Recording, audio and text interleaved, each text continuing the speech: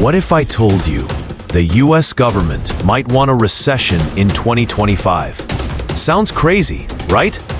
But when you look at the numbers, especially that $9.2 trillion in debt set to mature or be refinanced this year, suddenly the idea doesn't seem so far-fetched. Hello everyone. Today we're diving into a fascinating economic question that's been circulating in financial circles.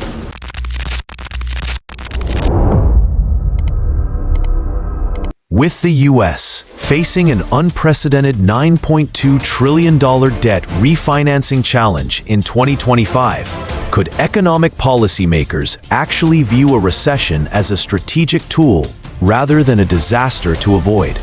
Let's break down what's really going on and why some believe a recession might actually be part of the plan.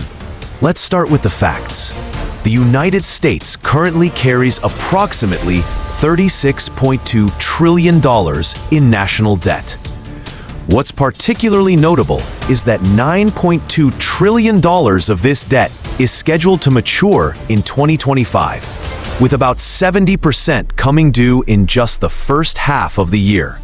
That means Uncle Sam is going to be back on the market, trying to borrow again. But here's the catch. If interest rates stay high, the cost of that new debt skyrockets. That's not just a problem. It's a full-blown crisis. This creates an extraordinary refinancing challenge. Think about it. That's roughly 25% of the entire national debt needing to be refinanced in a single year, and nearly 31% of the projected US GDP for 2025. Currently, the average interest rate on government debt has increased significantly. The 10-year Treasury yield stands at about 4.38% as of April 2025, which represents a substantial increase from the ultra-low rates we saw just a few years ago. Now here's where things get weird. Simply put, higher interest rates make refinancing more expensive. If the government needs to refinance at these higher rates, the annual interest payments alone could approach $1 trillion, becoming one of the largest items in the federal budget. But inflation expectations? They're rising. Some projections say inflation could hit 6% in the next 12 months. So why are markets betting on a recession despite high inflation? Because investors believe the Fed will have to cut rates anyway, recession or not. Let's look at current indicators. Inflation expectations have been trending upward, with some surveys showing consumers anticipating inflation reaching 6% over the next year. Meanwhile, economic growth projections have been revised downward, with forecasts now suggesting just 0.8% growth in 2025, compared to earlier projections of 1.7%. President Trump recently hinted that the government should push for lower rates, even if it means dramatic moves.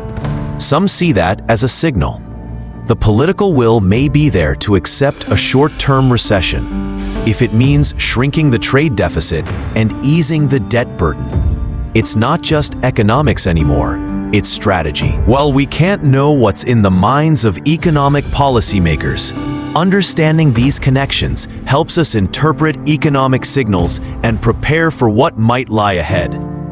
Whether the US faces a recession in 2025 by chance or by design, understanding the relationship between economic cycles, interest rates, and government debt gives us valuable insight into the complex calculations behind economic policy.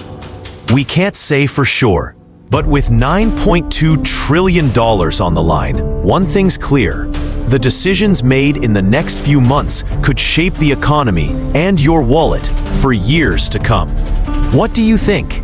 Is this debt refinancing challenge significant enough to influence recession policy? Share your thoughts in the comments below. Don't forget to like, subscribe, and hit that bell for more clear, no-hype breakdowns of the financial world. Until next time, stay smart, stay skeptical.